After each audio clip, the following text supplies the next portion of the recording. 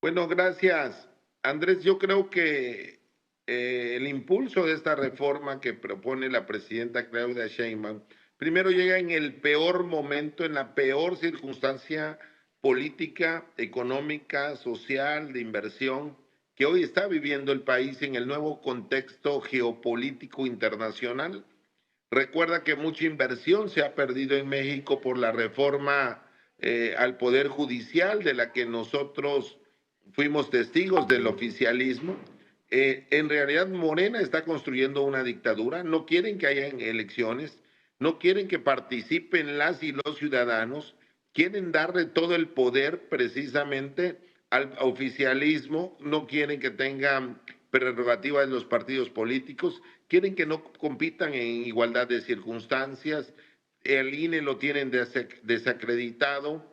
Bueno, ¿qué te diré? Es en la ruta de Venezuela, está muy complejo lo que estamos viviendo, porque hace unos minutos acaba de anunciar el presidente Donald Trump que no le interesa, que no es importante y que no está en la prioridad de las agendas para Estados Unidos, solo que para México es el principal socio comercial y podemos caer en una recesión económica terrible por la nueva, y lo tenemos que entender, por la nueva referencia energética con el caso de la intervención ahora de la detención del dictador y del narcotraficante, del líder del cártel de los soles, y ahora que ya se ha vinculado Nicolás Maduro. Entonces, vienen momentos complejos para México, para el país, y esta decisión, la mala decisión del gobierno afecta a las familias mexicanas. Y esta Erubiel, con esta comisión presidencial, pues integrada por personajes muy vinculados al actual gobierno y que eso ha generado muchas críticas. Pero déjame preguntarte, Federico, también está esta propuesta que presentó el Pleno del Consejo General del INE con las propuestas que hicieron otras organizaciones. La más destacada es esta agrupación que pues, busca ser también partido político. Hay contrapesos, hay contrapropuestas. ¿Qué ves tú en esta parte, Federico? Veo una cosa que me llamó muchísimo la atención. Es contraria a la propuesta, incluso de los 11 consejeros del INE, al proyecto que está armando el filibustero de Pablo Gómez. Ellos dijeron que no se debe de recortar el financiamiento a los partidos. Ellos dijeron que se debe de mantener la representación proporcional. Ellos están defendiendo la pluralidad. Ellos están defendiendo precisamente lo que amenaza a Claudia Sheinbaum y el cártel de Morena con exterminar. Ellos no fueron a decir que quieren menos dinero para organizar elecciones. Al contrario, dijeron que tiene que crecer el gasto indexado a la economía del país. ¿Por qué es importante esto? Porque los partidos políticos, en la medida en la que se les reduzca el financiamiento, lo van a compensar con dos opciones que no son buenas para la democracia. O a la morena, que implica dinero del narco y del huachicol fiscal, cosa que el PAN jamás hará, o con el sector privado. Pero tú no quieres a ningún candidato recibiendo dinero de grupos de interés para que se comprometan sus votaciones y su representación política. No somos Estados Unidos. En Estados Unidos, abiertamente, alguien, hipotéticamente, digamos en Zacatecas, puede recibir dinero de las compañías mineras y es legal, pero eso lo vuelve legislador de la industria minera, no legisladora independiente, autónomo. Por eso está el financiamiento público, para mayor equidad y para evitar que alguien ande hipotecando sus criterios, sus votaciones, su representación política en función de intereses gremiales o sectoriales. Ninguna es una buena opción para México, pero qué buena pregunta me hiciste. Lo que el INE le fue a plantear, incluso el INE en el que ya tiene mayoría el cártel del Morena, es contrario a lo que está haciendo de quimioterapia democrática el filibustero de Pablo Gómez.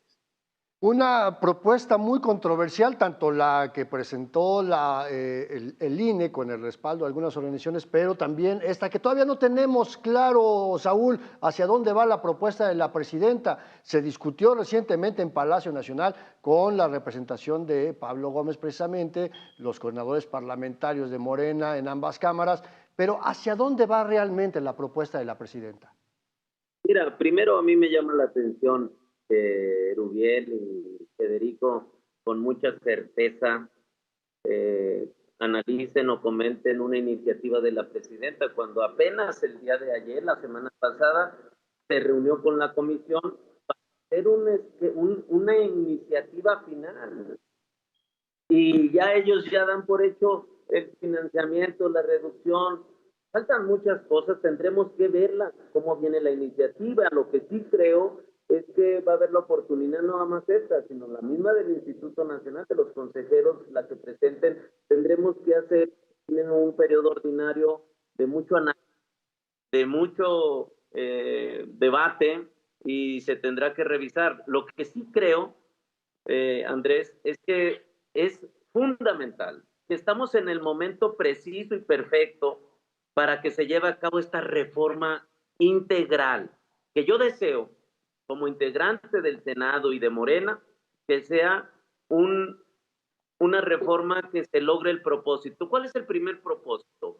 Que ya no impere la partidocracia. Por eso van a extrañar el PRI y el PAN, porque antes se arreglaban como viles delincuentes, compraban elecciones, recordemos en el 88, recordemos en el 94, y que ahora va a haber elecciones. Decía Erubiel que se le va a quitar, si quiere, todo el poder Morena y la dictadura. No, no es cierto. Se le va a quitar, al contrario, el poder que tenía tanto los órganos electorales. Debe de haber un saneamiento en los órganos electorales, y además se debe de replantear el sistema de partidos. Se debe de replantear. ¿Por qué? Porque, vean, no hay certeza en los órganos, y ahora con delincuencia organizada tendremos que blindar todos los procesos electorales. Por eso es importante, y hay tiempo suficiente. Ahora el poder se lo tiene que dar al pueblo. El pueblo tiene que darle certeza a los procesos electorales. Por eso yo estoy convencido que ahora es cuando más se debe de analizar esta reforma integral. Por supuesto que tendrán cosas buenas en las iniciativas que presente cualquiera, incluso los partidos políticos de oposición, que se tendrá que analizar. Yo creo que se viene un intenso debate. Ojalá que en las mesas posteriores se analice a fondo, ya con la propuesta real de lo que está pasando. Creemos que el tema de la reducción de los plurinominales debe de estar en la iniciativa. El tema del financiamiento de los partidos también se debe de revisar. El tema de los órganos electorales, el tema incluso del empatamiento o del empate de elecciones del Poder Judicial de las político-electorales, también se debe de revisar. ¿Por qué no? Todo se debe revisar y se tiene que analizar para bien de toda la ciudadanía y para bien del sistema político en nuestro país. Vamos a ir a una pausa, pero antes de ir a la pausa, déjame quedarme contigo, Saúl, para preguntarte en esta parte. O sea, tenemos que hablar de la representación y la sobrerepresentación, que fue muy cuestionada. El tema del financiamiento a los partidos, que hay que reducirlo porque es mucho dinero público tirado a la basura, pero también el riesgo de que no llegue dinero mal habido a las campañas y que se impongan candidaturas. Pero también está el tema de la autonomía de los órganos electorales o la eventual desaparición de los órganos locales. Y esta chamba la tendría que asumir el INE, que no sabemos cuál sea el futuro del INE, y para eso también van a necesitar recursos, Saúl. Por supuesto, mira, yo creo que por eso insisto en una reforma integral, porque se tendrá que revisar y analizar. Es un buen momento, no se había tocado esta reforma electoral, y que ahora están las condiciones para que los mismos partidos participen. Que también, si bien puede analizarse la sobrerepresentación, pero también, ¿por qué mantener a partidos que ni siquiera tienen el respaldo del 1, 2 o 3%? Se le tiene que dar su justa dimensión, y no como fue en la reforma del 77 con Reyes Heroles, donde se le dio y se le amplió, pero era otra realidad. Recordarás que veníamos de una elección del 76, donde nada más hubo un presidente de la República, el del PRI, que fue José López Portillo, y que ahora había crisis en los partidos, no había credibilidad del partido con su candidato, y al último ganó con el 88% del electorado. Entonces, había crisis y era necesario darle representatividad a la oposición. Yo creo que ahora no, ahora ya es otros tiempos, y que ahora se debe de replantear de acuerdo a la nueva realidad política que está viviendo nuestro país. Esto, el sistema de financiamiento, donde vemos, ya no deja todo el financiamiento, sino el tema de la seguridad en en los procesos electorales. Hemos visto en algunos lugares, no nada más hacia un partido, hacia otro, a donde la delincuencia prefiere o donde tiene o donde lo somete. Todo eso se tiene que analizar con mucha profundidad, porque hay una realidad y porque tenemos que blindar todo proceso electoral, darle certeza a los ciudadanos, darle confianza a los ciudadanos para que puedan acudir a votar y también para que tengan la confianza de que sean votados, que sean electos, que sean parte del sistema y de la candidatura que ellos, de cualquier partido. Sin duda, Saúl, perdona que te interrumpa, pero evidentemente no es el México de hace 50 y no es el México del 76, pero ¿cómo garantizar que los partidos minoritarios tengan esa representatividad? Porque no es el mismo modelo de hace 50 años. ¿Tú qué ves ahí, Erubiel?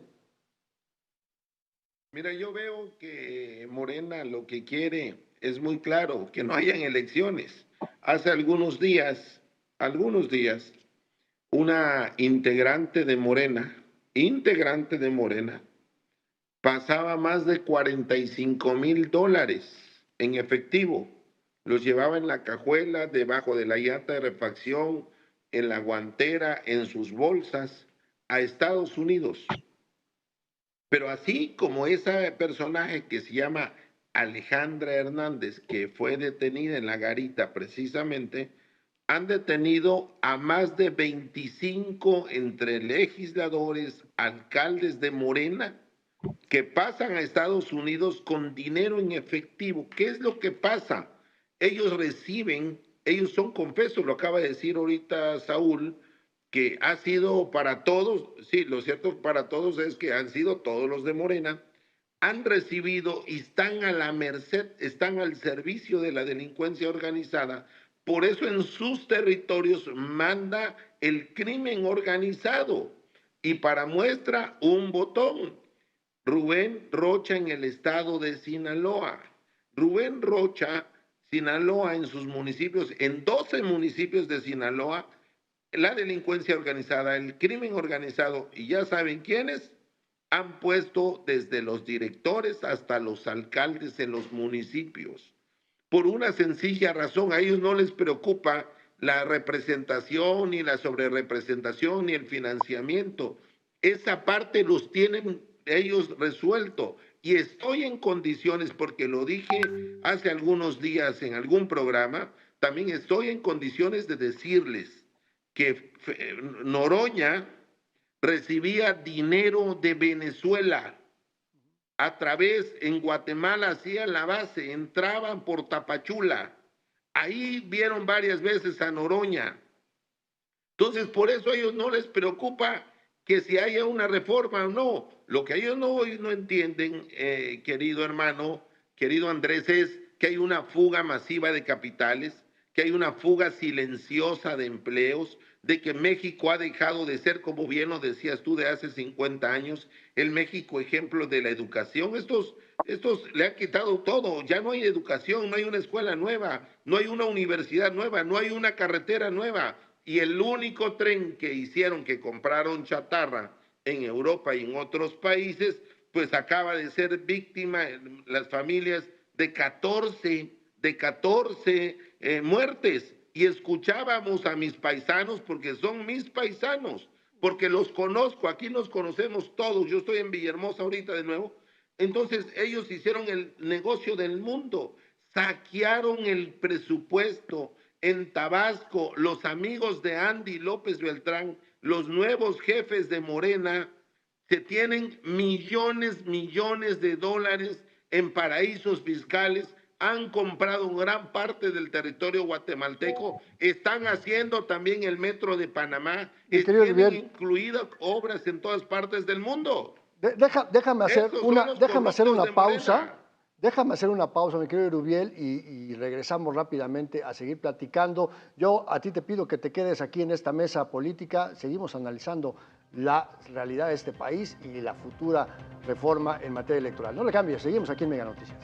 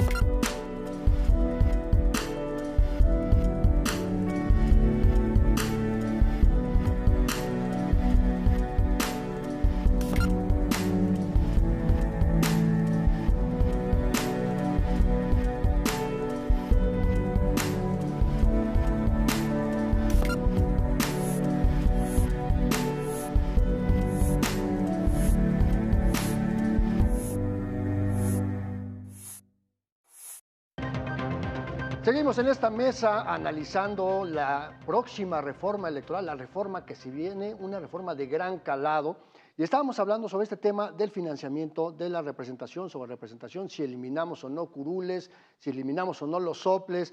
Federico Dorin, tú que has tenido también esa experiencia de ser representante de tu partido ante los órganos electorales, ¿qué es lo que necesitamos para garantizar que esta reforma vaya por el camino correcto, que pueda garantizar elecciones transparentes, económicas, que no haya infiltración del crimen organizado, más allá de si decidimos quitamos o no curules en las cámaras o a los plurinominales? ¿Qué es lo que necesitamos, Federico? A ver, lo que necesitamos es que cualquier partido que se le demuestre que postula y recibe dinero del narcotráfico pierde el registro. Lo que necesitamos es una regla del juego donde andarle vendiendo la paz, la tranquilidad y la seguridad de los mexicanos a los narcos a cambio de ganar una elección, te cueste el registro. Lo más importante en la democracia es la incertidumbre que hace que los ciudadanos decidan. Si tú tienes un proceso que no tiene incertidumbre, donde ya todas las cartas están marcadas, no es democracia. Nadie quiere ir a un proceso electoral donde nadie tiene la posibilidad de ganar más que el que juega de local. Ejemplos concretos, candidatos independientes. En Nuevo León ganó el Bronco como independiente a los partidos históricos. Nosotros tenemos a la diputada del sombrero. Si tú cambias las reglas para que solo se pueda ganar con el dinero del narco, pues entonces ya no va a ser democracia, va a ser narcoelección, que es lo normal para Morena. Entonces, ¿qué tendremos que hacer? Pelear eso. Tendríamos que pelear que también que mejore la fiscalización, que es un enorme pendiente que tenemos. Se hizo la reforma, yo era senador cuando se hizo la reforma política del 2007 a petición de López Obrador, se quitaron los spots para cambiar las pautas en los tiempos de Estado. Bueno, el argumento de eso era abaratar la democracia y evitar la guerra sucia. Hoy, seamos sinceros, en redes sociales hay más calumnia, hay más guerra sucia que la que había en los spots, porque yo puedo quejarme de un spot calumnioso de Morena y lo baja el INE, pero no te puedes quejar tan fácilmente de lo que alguien te calumnie y te difame en redes sociales si no logras demostrar que está vinculado al candidato o al partido. Y otra cosa también, déjame darte un dato nada más para que veas el tamaño de la hipocresía de Morena. El argumento para tratar de acabar con nuestra democracia, ¿cuál es? Abaratar, ahorrar, ¿sí o no? Es lo que siempre dicen. Bueno, si tú revisas el presupuesto del INE este año no llega a 20,000 millones de pesos. ¿Cuánto vamos a perder de nuestros impuestos en subsidios al Tren Maya este año? 30,000 millones de pesos. ¿Cuánto le vamos a dar de nuestros impuestos de subsidio al tren interoceánico que mencionaba Erubiel, donde la supervisión y corrupción de Bobby López Beltrán costó 14 vidas? 24,000 millones de pesos. Saúl, por favor, explícame con manzanitas, ¿cómo es que dices que vamos a ahorrar para aniquilar la democracia cuando nos cuesta la democracia menos que los trenes que hizo el narco de López Obrador y que son tan mal planeados, supervisados y operados que el subsidio es más grande que lo que nos cuesta tener reglas democráticas, tan democráticas que hicieron posibles? Termino con esto. Morena se fundió en 2015. 3 años después ya gobernaba el país porque había reglas que permitían competir, porque había incertidumbre. Con ellos nadie va a tener la posibilidad de ganar una elección si no está metido hasta acá con la maña y con sus aliados electorales, con sus grupos de choque en todo el país. Y dentro de estas estructuras de las que hablas, Federico, que está la fortaleza de tener una institución nacional electoral que es ejemplo a nivel mundial y que permitió el desarrollo de los organismos locales, los SOPLE, hablamos ahora de esta probabilidad de romper la autonomía del INE, Saúl, ¿no? Ayer el propio Pablo Gómez dice que el INE no necesita ser autónomo. Y entonces, ¿qué tendríamos que hacer? ¿Qué tipo de INE? ¿O regresar a un colegio electoral como era precisamente hace 50 años que en Bucareli se decidía quién ganaba una elección? ¿Ese sería el modelo de democracia, Saúl? No, mira, por supuesto que no. Yo creo que hay mucho por analizar. Mira, ahorita, nomás que son de poca memoria, pero recordarás, ahorita con mucha demencia, dicen, de los gobernadores, pues sí, pero ahorita ya se les olvidó de Javier Duarte, que estuvo preso, que está preso, a Fidel Herrera de Veracruz, a Tomás Jackson, que también y a poco los detuvieron por bonitos, no, por corruptos, por rateros, eran del PRI, eran del PAN. No más que ahorita, pues como estamos nosotros gobernando, pues están, pero César Duarte de Chihuahua, Humberto Moreira, que fue detenido en España, Roberto Borges en Quintana Roo, Mario Villanueva en Quintana Roo, Andrés Granier en Tabasco, paisano de acá de Rubién, Jorge Juan Torres de Coahuila. Ahorita, Federico, que el gobierno, no, pues yo viví una elección tan solo el año pasado, en julio, en mayo, en Durango. ¿Y sabes Sí, te fuiste al quién tercer lugar, controló? sí, todavía te duelen las heridas. Controló la delincuencia organizada. ¿Y sabes quién gobierna ahí? El PRI. Por si no lo sabían, el PRI. ¿Y sabes quién operó con el gobierno del estado? La delincuencia organizada.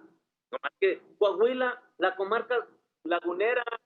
Pero entonces estaríamos hablando de que ya no importa si tenemos entonces un organismo electoral, porque si quien decide es No, Ariel, pero lo que el dijo narco, Saúl es mentira. Déjame ¿no? darte un Es que dato. sería Yo muy también estuve. peligroso. Yo apelo a su experiencia y conocimiento, pero sería así muy peligroso pensar que si solamente el narco decide las elecciones, cualquiera diría, y entonces ¿para qué queremos un órgano electoral? Pero déjame darte un dato, porque Saúl lo que ha dicho es mentira. Yo también estuve en. Déjame hablar. Bueno, O te sea, escucho. Vamos a escuchar a Saúl y ahorita te devuelvo la palabra, Federico, y después Erubiel haces el apunte. Y yo le voy a decir aquí a Saúl algunos. A ver, pero déjenme escuchar a Saúl, después Federico y después Erubiel, por favor. Adelante, miren, Saúl. pero no es cuestión de Morena, no es como ellos lo quieren generar. No, es una cuestión real. Tenemos que darle certeza. Tenemos que, lo que tú dices, esa autonomía se tiene que plasmar. Tan es así que no está mal, por ejemplo, el planteamiento de que por voto popular se elijan a los consejeros electorales. Porque antes, ¿cómo los elegían? Había candidatos, ya no te acuerdas, Federico, él fue también representante de un órgano electoral. ¿Y cómo elegían a los consejeros electorales? 3 para ti, PRD, 2 para ti, PAN, 1 para ti, PT, díganme sus propuestas, las votamos, ya está. Pues eso es lo que debemos de erradicar, eso es lo que no debemos de permitir, que la partidocracia impere en nuestro país. Pero mira, déjenme les digo, en 2019 se observaron, fíjense, ¿por qué se tiene que realizar a detalle todo el financiamiento de los partidos? En tiempos no electorales, el PAN en el 2019 usó 8.2 millones en gastos de gasolina con empresas factureras, 3 millones en renta de inmuebles, 3 millones en alimentos en cursos que no se hicieron. Que ahí es la importancia de tener esa que fiscalización, ¿no? Por eso es importante, a ver, siendo honestos, no, los partidos no tienen una línea de capacitación, de formación de cuadros. Y sobre todo el tema de la transparencia, Saúl, porque algo importante es la transparencia. Pero a ver, déjame, en un minuto, Federico, para ir cerrando. No me tardo más. Nada más, mira, para recordarle aquí a Saúl, aquí tenemos la caricatura del derrotado en Durango, el agregado comercial de México en Tokio. Pero lo que yo quería decirte, yo que sí estoy bien informado, mi querido Ariel, es, si tú checas en el proceso déjame concluir. Durango, por eso, en 20 segundos, Saúl. A ver, por eso estaba yo hablando, me dieron un minuto para ponerte en tu lugar. No te interrumpas, aguántate. Domingo, Ariel. No, es que se enoja. ¿Cuándo empezaron las denuncias en Durango de las extorsiones de la CATEM, del sindicato de Morena en el proceso electoral de Durango?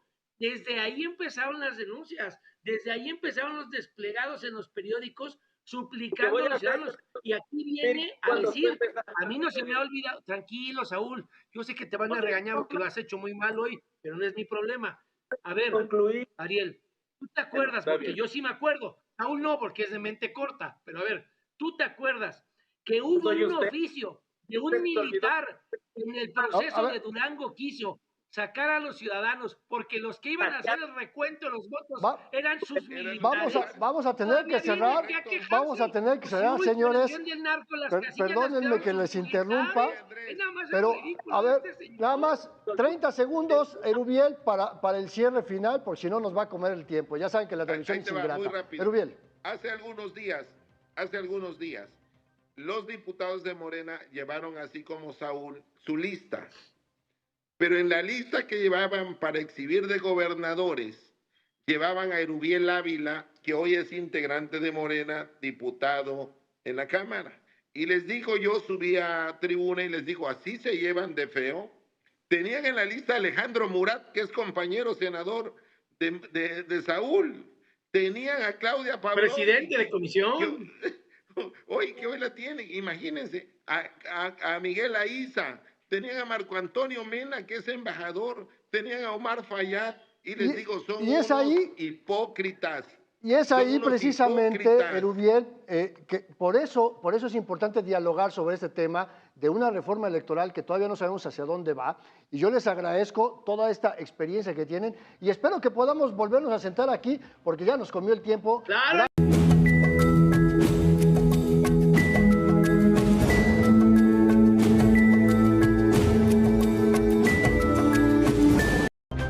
Pues así las